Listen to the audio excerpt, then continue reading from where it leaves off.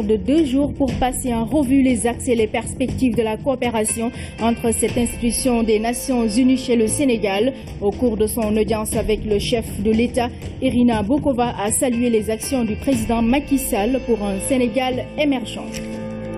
La caravane des vacances citoyennes s'est arrêtée à Mbour sur la Petite Côte.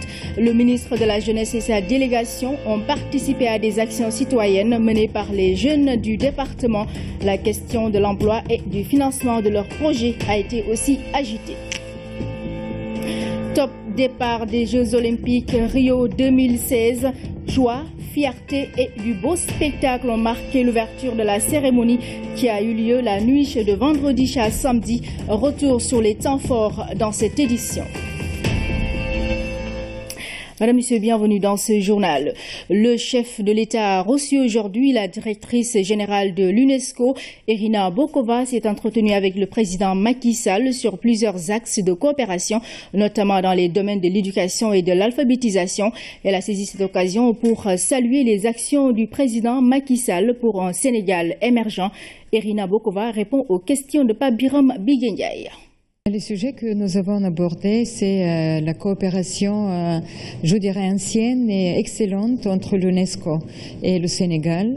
Nous avons évoqué les derniers ajouts, ce qui est la priorité du gouvernement, plutôt dans le domaine de l'éducation, éducation inclusive, éducation tout au long de la vie, éducation de qualité, formation professionnelle et technique, compétences pour les jeunes, éducation des filles, alphabétisation, et j'ai félicité Monsieur le Président parce que effectivement il y a juste quelques jours le Sénégal a été décoré avec le plus haut prix de l'UNESCO sur l'alphabétisation, et autour de ça bien évidemment j'ai félicité aussi Monsieur le Président par je dirais l'avancée, par la reconnaissance de la bonne gouvernance du Sénégal, son rôle de médiateur dans beaucoup de cas. On a évoqué les questions de prévenir l'extrémisme violent, la jeunesse, et voilà, c'est un grand,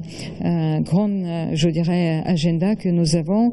Je n'ai pas mentionné l'eau, la science, la biodiversité, le changement climatique. Vous voyez, nous avons un grand mandat, et moi j'ai été très honorée de partager avec son Excellence, le Président, le chef d'État, tout ce que nous pouvons apporter, accompagner l'ambition du gouvernement. Je dois dire que nous avons des projets, des nouveaux projets. Nous allons continuer tout d'abord d'accompagner le ministère de l'Éducation, Monsieur le ministre, dans les réformes des politiques éducatives, politiques publiques. Comment introduire l'objectif numéro 4 sur l'éducation de l'agenda 2030, développement durable dans la politique éducative. Notre bureau ici, qui est le bureau le plus grand en Afrique, bureau multisectoriel, comme nous disons, avec notre travail dans le domaine de formation des enseignants, dans le domaine de statistiques, les données statistiques, la formation. Alors, c'est un travail qui a multifacette, je dirais, et nous allons continuer avec toute la conviction que pour l'avancée du pays, un pays qui émerge, qui a l'ambition d'émerger, former, les ressources humaines sont le clé pour le futur. C'est avec une mobilisation exceptionnelle que la caravane des vacances citoyennes a été accueillie à Mbour. Sur place, le ministre de la Jeunesse a participé à une activité axée sur la citoyenneté, une occasion pour les jeunes d'exposer leurs doléances. Ibrahim Ndonga. Une ambiance des grands jours. C'est ainsi que la ville de Mbour souhaite la bienvenue à la caravane des vacances citoyennes.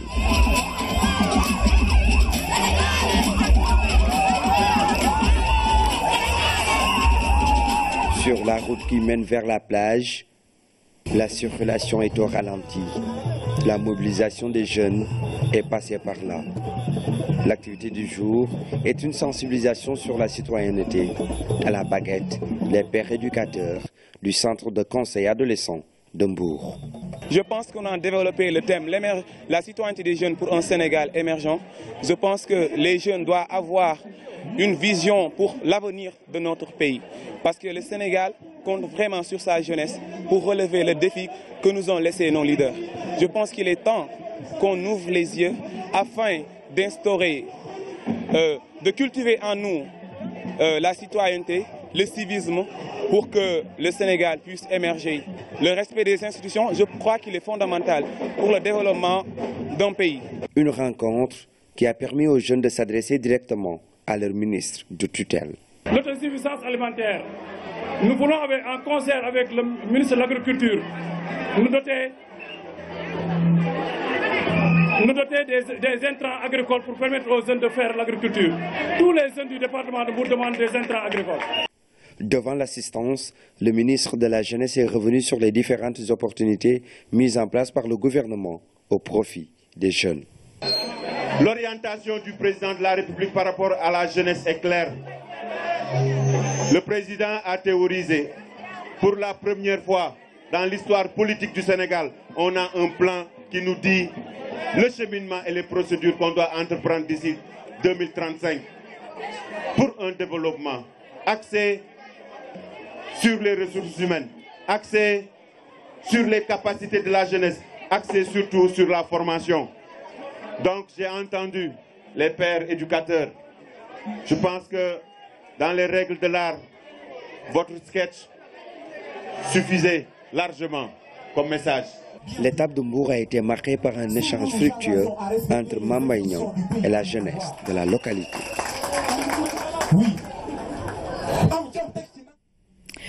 Épices d'or édition 2016, une initiative du PAFA, projet d'appui aux filières agricoles, occasion pour récompenser donc les 36 meilleurs producteurs et productrices du bassin arachidier.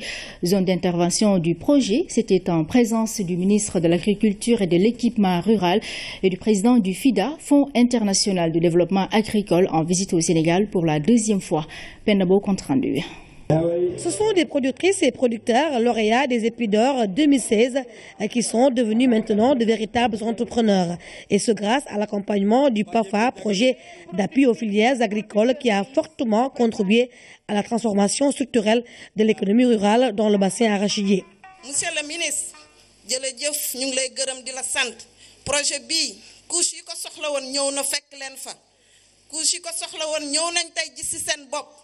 kon ñu ngi lay yónnee ngërëm loolu ci président de la république na ko monde rural bi jooyatuñ gis nañ ñun jeunes yi surtout ñun femmes yi ñun ñi nga xam ne cible boobu la projet bi xooloon bët tey kontaan nañ muy tey autonomisation de la femme tey defe naa ne ku nekk xam na ko su ma neexee ma ne tey femme d'affaires la tey bu ma waxee ma ne jigéen ñi toog fii yëpp ay femme d'affaires la ñu tey grâce au PAFA.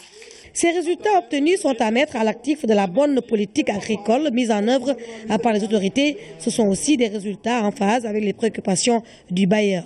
Le succès de PAFA, c'est le succès de nous tous. Ça renforce aussi la mission de FIDA. Investir dans le monde rural. Parce que la transformation du monde rural est la base de la transformation d'un pays. Le président de la République nam mooy ci mbay mi mooy di ko dawal ba nga xam ni gune yu nekk Ndakaaru du ñu jaaxlee xool gauche xool droite gisuñu ñun lañ dem ci dëkk yi bay ndax fa la teranga bi nekk loolu le président de la République yéene baykat nappkat ak sàmmkatu Sénégal. Juste rappeler que le projet d'appui aux filières agricoles PAFA, lancé depuis 2000, a permis aux bénéficiaires d'obtenir des revenus additionnels de 874 millions pour le riz, 4 milliards pour le sésame et plus de 2 milliards pour le maraîchage. Concours national de business plan. Après Ziguinchor, la DPME se déploie à Sédhiou. Un comité régional de développement s'est tenu dans la capitale du Pakao pour informer les acteurs sur ce concours et sur ses objectifs. Les futurs candidats bénéficient de sessions de formation pour mieux préparer l'examen. Compte rendu Salusek. Dans la salle de la mairie de Sédhiou, des dizaines de jeunes entrepreneurs composé essentiellement de membres des groupements d'entrepreneurs agricoles et des agents de sécurité de proximité. Ces jeunes comptent postuler au concours national du business plan. Pour mieux le préparer, ces futurs candidats bénéficient de cette session de formation sur la création d'entreprises. Ça nous a permis d'entreprendre et de savoir comment entreprendre dans notre business plan. Et encore à partir d'aujourd'hui, nous allons bien réfléchir par rapport à notre production et par rapport à l'offre et par rapport au marché. Aujourd'hui, on a d'abord parlé de l'environnement de l'entreprise. Qu'est-ce qui peut constituer un frein? Quelles sont les ressources qui sont disponibles? Et parce que l'État a créé des structures pour aider ceux qui veulent travailler et créer des entrepreneurs. Et nous les avons mentionnés. J'ai parlé du BCE qui peut permettre de créer une entreprise en 24 heures. Cette session de formation est initiée par l'Agence de développement et d'encadrement des petites et moyennes entreprises, en partenariat avec le programme des domaines agricoles et l'ANPEJ, des sessions de formation qui entrent dans le cadre de la pré-campagne du concours. Avec le modèle Prodac, chaque groupement doit sortir avec un business plan dans le domaine agricole. Et je pense qu'ici, ce qu'on a eu à faire aujourd'hui avec les modules allant dans l'élaboration de business plan va apporter quelque chose de plus pour ces groupements d'entrepreneurs agricoles du domaine. Nous croyons avec cette idée, cette formation donne beaucoup de chance aux participants. Les jeunes peuvent avoir désormais une culture entrepreneuriale leur permettant en réalité de pouvoir s'engager. Le concours national du business plan est une campagne nationale de sensibilisation sur l'entrepreneuriat. À Sédhiou, il suscite déjà un intérêt particulier. La localité regorge d'énormes potentialités. Et lors de ce comité régional de développement, les différents acteurs ont été informés sur le concours et ses objectifs. On va garantir la transparence, n'est-ce pas? On va également garantir aussi, comme on l'a dit tout à l'heure, tout ce qui est protection intellectuelle de ce projet-là. Les critères, comme vous le savez, c'est les critères objectifs, notamment la rentabilité du projet, économique, financière, mais surtout l'innovation et la créativité. Parce qu'on veut des projets innovants, des projets créatifs qui participent à la création de richesses, qui participent à la création de valeur ajoutée, qui participent aussi à la valorisation des potentialités locales de la région. Dans le Pakao, ce concours est considéré comme une réponse à la problématique de l'emploi des jeunes, d'où l'engagement des participants à ce CRD à œuvrer pour sa réussite dans cette région. L'Office national de la formation professionnelle est en pleine préparation de son plan stratégique 2017-2021. Dans ce nouveau document, l'ONFP veut dresser les contours d'une stratégie à même de répondre aux attentes des jeunes. Un séminaire de 3 jours a démarré à Sali autour de cette question. Compte rendu Hamidou Diop. Plusieurs acteurs de la formation professionnelle ont pris part à l'élaboration de ce plan stratégique de l'ONFP. L'Office national de la formation professionnelle veut consigner dans ce nouveau document la stratégie d'action pour la période 2017-2021. Les résultats obtenus sont très prometteurs, mais il faut jeter un regard objectif sur ces résultats-là pour pouvoir fonder les nouvelles projections.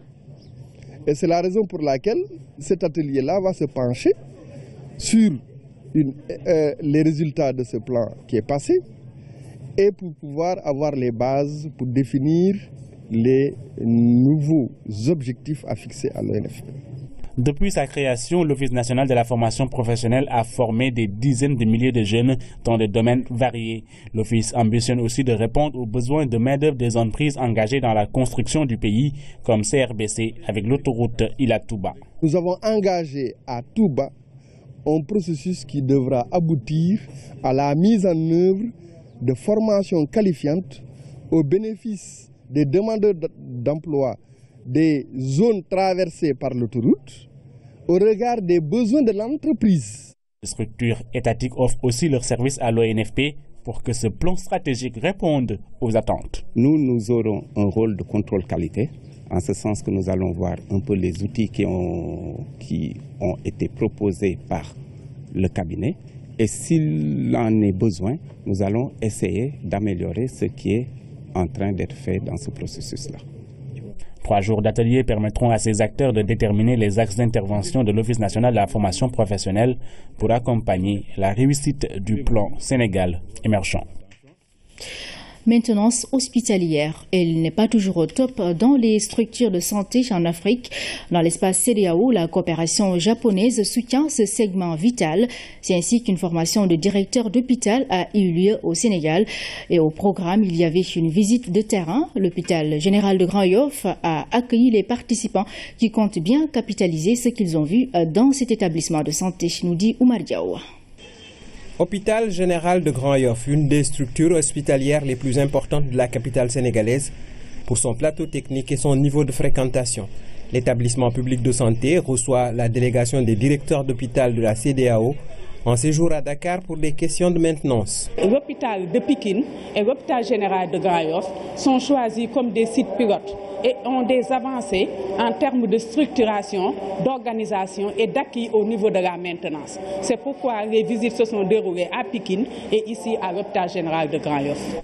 Devant les hôtes venus du Niger, de la Guinée, du Togo, de la Mauritanie et de Djibouti, la direction de l'hôpital a présenté la structure et mis en exergue les importants efforts faits dans le domaine de la maintenance qui trop souvent est traité en parent pauvre. Nous savons investir, mais au niveau de la maintenance, nous avons des faiblesses. Et cela n'est pas seulement pour le Sénégal, mais pour presque l'ensemble des pays africains. Ne pas investir dans la maintenance, c'est comme jeter son argent par la fenêtre. Il ne sert à rien d'investir dans un matériel coûteux dont on n'assurerait pas, comme qui dirait, la bonne santé. De 5 à 10%, budget hôpital Bounek, 5 à 10% de maintenance. Les visiteurs ont parcouru différents sites techniques de l'hôpital, dont la centrale à oxygène. Ils sont aussi entrés dans les locaux de maintenance et apprécié la qualité de ce qui se fait par ici. Nous avons vu comment fonctionne la maintenance sur le plan national au niveau du Sénégal. Donc nous aussi, nous avons quelque chose à tirer de positif de ce qui se passe sur le plan de la maintenance au niveau du Sénégal. Cette visite de l'hôpital général de Grand Yoff faisait partie intégrante de la deuxième session de formation des directeurs d'hôpital sur les aspects de maintenance hospitalière. Ce sont eux les premiers responsables de la bonne marche des services hospitaliers. L'initiative est soutenue par la coopération nippone. De la Sonatel et la Fondation Sonatel se sont mobilisés pour l'amélioration des conditions de vie des populations à mobilité réduite ou souffrant de déficience mentale. L'objectif est d'œuvrer pour le mieux-être de ces populations vulnérables qui ont reçu ce matin du matériel orthopédique. La cérémonie s'est déroulée à la mairie de Rufisque. Reportage à Wanyaï. Des fauteuils roulants, des cannes anglaises, des béquilles et autres accessoires ont été remis aux handicapés. L'Amicale des femmes de la Sonatel et la Fondation Sonatel s'investissent dans une action de soutien à l'association des handicapés moteurs et déficients mentaux de Rufisque. Le message du directeur général est un message d'encouragement parce que quand on connaît l'engagement citoyen de Sonatel, quand on connaît la responsabilité sociétale de l'entreprise Sonatel, toujours engagée dans la prise en charge des personnes vulnérables, des personnes qui sont dans des couches un peu défavorisées, le directeur général nous exhorte toujours à porter haut le flambeau de l'entreprise, à porter haut l'image de la Sonatel, qui consiste aujourd'hui à aller et à agir dans le cœur, dans le mieux-être des populations. Les autorités ont remercié la Sonatel qui reste toujours fidèle à sa politique sociale. C'est un projet qui nous a séduit fortement de par sa pertinence, de par sa grandeur et surtout de par son humanisme. En tout cas, nous félicitons l'Amicale des femmes que nous encourageons dans cette voie dans laquelle elle s'est inscrite, qui consiste à venir en appui aux populations, qui est une politique magnifiée au niveau de Sonatel, la responsabilité sociale d'entreprise. Ces actions de l'Amicale des femmes de la Sonatel et de la Fondation Sonatel renforcent l'engagement citoyen de l'entreprise. La Fondation Sonatel est présente depuis plus d'une décennie aux côtés des populations vulnérables. Rio 2016 en basket, le Sénégal à l'assaut des États-Unis. Les Lions vont rencontrer pour leur première sortie chez le pays de l'Oncle Sam. Nos envoyés spéciaux à Rio ont tenté de se rendre à la séance d'entraînement des Lions pour voir leur état d'esprit à quelques heures du match. Mais difficile a été leur pêche à cause du cordon de sécurité trouvé sur place. Massiré Faye, Massayer Thiaw, Elachir Notre-Amish et Abdulaziz Ban. Après la cérémonie officielle, place aux choses sérieuses. Les compétitions ont démarré et les athlètes sénégalais vont entrer en lice ce dimanche avec l'équipe de basket. Les protégés de Moustapha Gueye se sont entraînés, mais il était impossible d'assister à leur séance d'entraînement à cause du cordon sécuritaire autour du village olympique où se trouve leur lieu d'entraînement, un véritable bunker.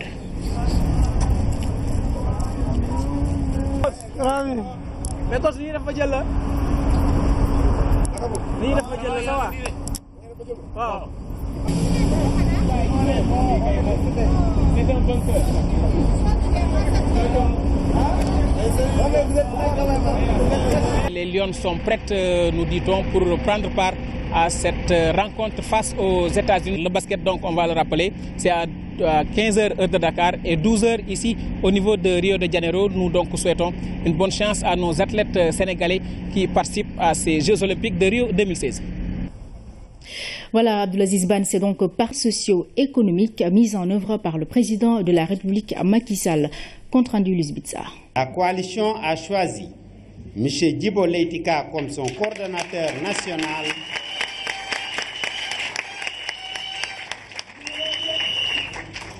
Pour son expérience. Djibouka, officiellement installé coordonnateur national de la coalition Diapoli Gayel Sounireo, un ensemble de partis composés essentiellement de l'Union pour le renouveau démocratique, du Mouvement pour la citoyenneté du Sénégal, du Parti pour la liberté et la citoyenneté, du Mouvement national des masses laborieuses et du Parti des hommes de bonne volonté. Cet engagement à ses côtés qui fait de nous, dès ce 6 août, les comptables de son bilan, ne se limitera ni à un soutien électoral, ni à des propositions de solutions aux problèmes des citoyens sénégalais, mais embrassera tout ce qui est de nature à contribuer au développement de la nation. Étant convaincu que le PSE est le fondement du développement de notre pays, nous ne ménagerons aucun effort pour son appropriation par les acteurs sociaux et économiques et les populations d'une manière générale. La coalition se veut un allié du président de la République et compte travailler avec toutes les forces vives qui gravitent autour du chef de l'État pour lui assurer une victoire lors des prochaines élections législatives de 2017 et de la présidentielle de 2019. Hier soir, longuement, le président Sall a réuni certains leaders de partis alliés pour cette question du pays. Toute une soirée pour renforcer la cohésion de la coalition présidentielle. Vous êtes en renfort de cette coalition-là. Vous n'êtes pas issus de la coalition, vous venez en renfort. Soyez unis et solidaires pour engager les batailles futures, immédiates. La coalition Diapoli Gayel Sounireo se déclare ouverte à toutes les formations politiques et aux membres de la société civile prêts à servir le Sénégal auprès du président Macky Sall. Cette coalition lance en même temps un appel à la classe politique à dépasser les débats qui ne noquent pas. Les camarades de Djibouka invitent à se retrouver autour de l'essentiel pour un développement harmonieux du Sénégal. L'actualité internationale sous forme de brèves illustrées. Nous irons en Syrie et au Soudan du Sud. Nous démarrons par la France où 13 personnes ont péri dans un incendie à Rouen. C'est l'incendie le plus meurtrier en France depuis 2005. Le récit de Seydina Alunfal. En France, au moins 13 personnes ont trouvé la mort dans la nuit de vendredi à samedi dans un incendie, vraisemblablement d'origine accidentelle qui s'est déclaré dans un bar à Rouen. C'est l'incendie le plus meurtrier en France depuis 2005. Des rebelles syriens et des groupes djihadistes ont lancé une vaste offensive contre l'académie militaire au sud d'Alep avec l'objectif de briser le siège imposé par le régime au quartier insurgé de cette ville depuis le 17 juillet. Depuis 2012, la deuxième ville du pays, enjeu majeur du conflit syrien, est divisée entre quartier est contrôlé par les rebelles et quartier ouest pro-régime. Le Soudan du Sud a accepté le principe de l'envoi sur son territoire d'une force régionale à la suite de récents affrontements dans sa capitale Juba. Des incidents qui ont mis en péril un fragile accord de paix, selon le secrétaire exécutif de l'Organisation des États d'Afrique de l'Est. Riek Machar, le vice-président, a fui Juba dans la foulée des affrontements de juillet. Le président Salva Kiir avait annoncé son remplacement par le ministre des Mines. Ce dernier a représenté le gouvernement sud-soudanais au dernier sommet de l'Union africaine. Chez nous, le village de Mlomp, département de Bignona, a célébré son Boukout, l'initiation en pays Djola, une étape importante pour un jeune garçon qui doit passer à la vie adulte. À Mlomp, la dernière initiation a eu lieu en 1980.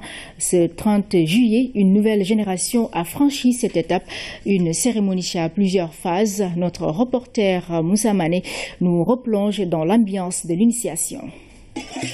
La dernière initiation dans ce village de Mlomp remonte en été 1980. 36 ans après, une autre génération est née.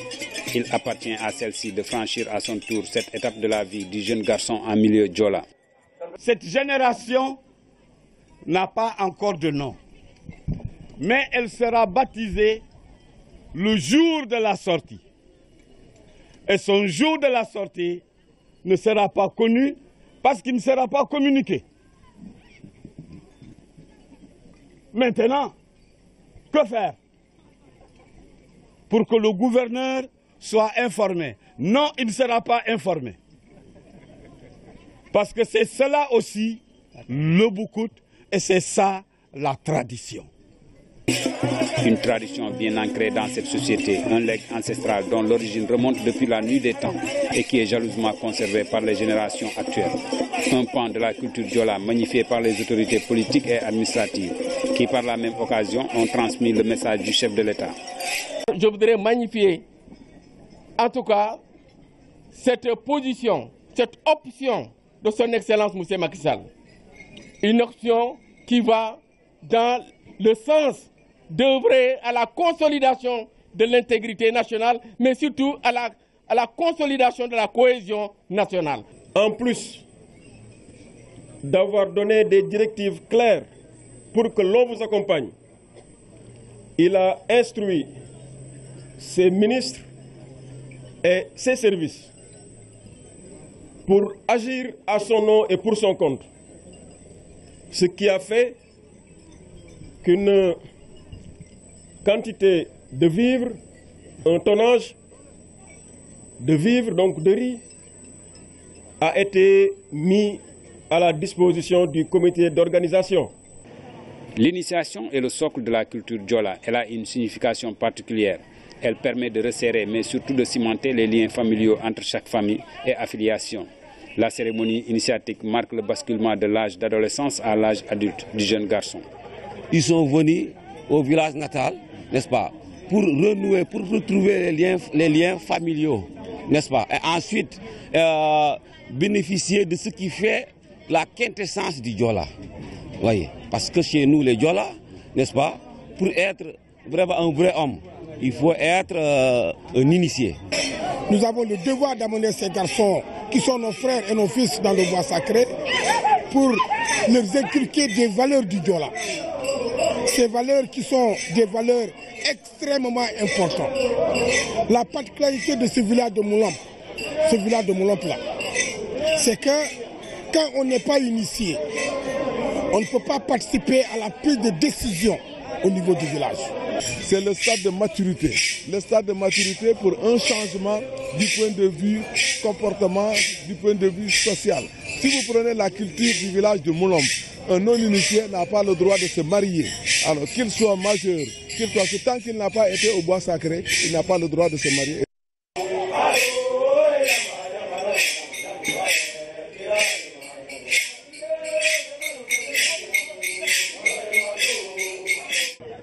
Déjà, dans la matinée du jour de départ vers le bois sacré, les jeunes ont été rasés, rassemblés par famille et par concession. Ils n'ont plus le droit de se promener.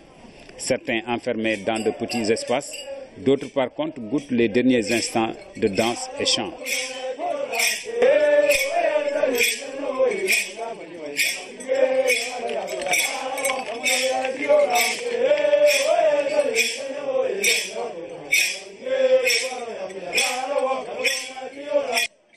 C'est peu avant 14 heures que les choses se sont précipitées. Selon le legs des ancêtres, c'est le quartier de Kawadjit qui doit entrer le premier dans le bois sacré. Ici, tout est allé trop vite.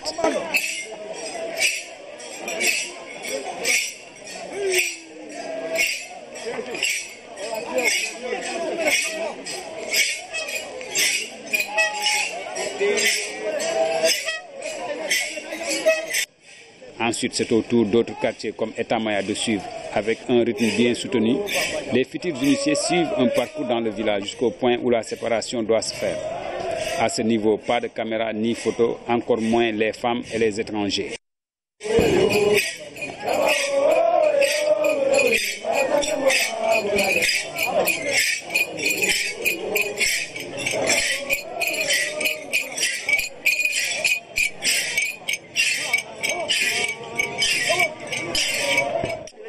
Une séparation qui ne fait pas que des heureux. Si du côté des hommes, on chante et danse, chez les femmes, les visages sont fermés. Certaines ne parviennent pas à contenir leurs larmes. Dans la forêt, les garçons y resteront 3 semaines avant de sortir avec le statut d'adulte, capable d'avoir des responsabilités dans leur société. Voilà, ainsi se referme cette édition. Mesdames, Messieurs, merci à vous d'avoir été au rendez-vous. Très bonne soirée sur la RTS1.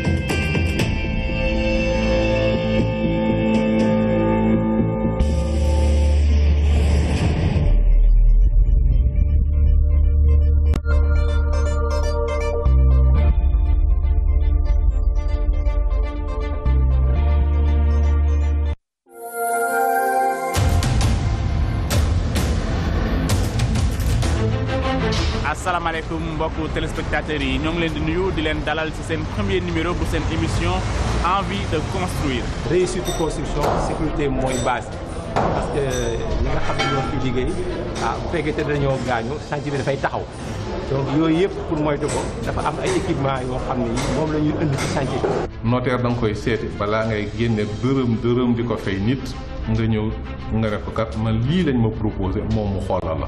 envie de construire nag émission bu bees tàq la ñu fas yéene ci waxtaan ak yéen lépp lu jëm ci wàllu immobilier lépp lu jëm ci wàllu construction lépp lu jëm ci wàllu bâtiment.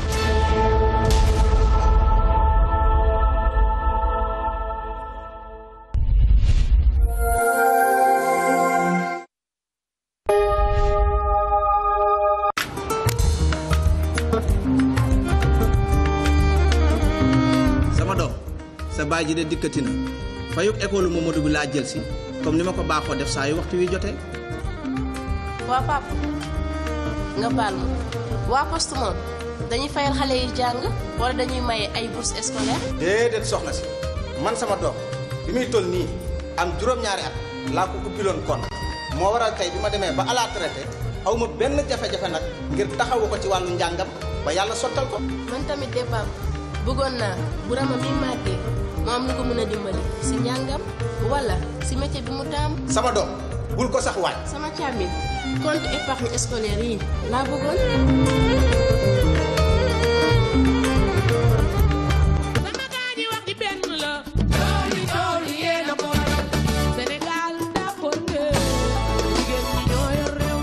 Financement du réseau des femmes pour l'émergence bu région bu Kaffrine dina am samedi ñaar fukki fan ak juróom-ñaar ci weeru août bu ñetti waxtu jotee sa stade bu Kaffrine.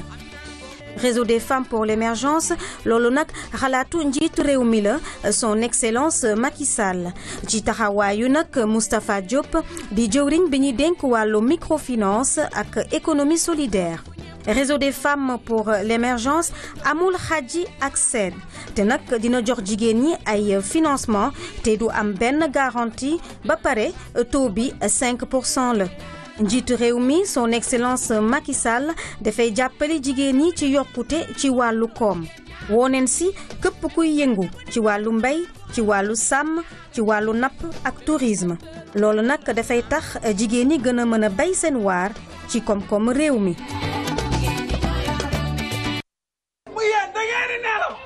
yeewu leen ba ravitaillement bi ñëw na génnal xoox da ngeen di nelaw. waaye sama climatiseur waay man su ma la gisee sama kër day frigidaire. loolu li ma la indil. giñ naa ci télécharger na su ma la amul woon dama lay télécharger xanaa. koy télécharger da nga am connexion ak sa lii di mel ni feu rouge. man rek ci jongoma pire kayitu kër rek mbaa dara. nga ni Mamadou Souadou. sa waay kayitu kër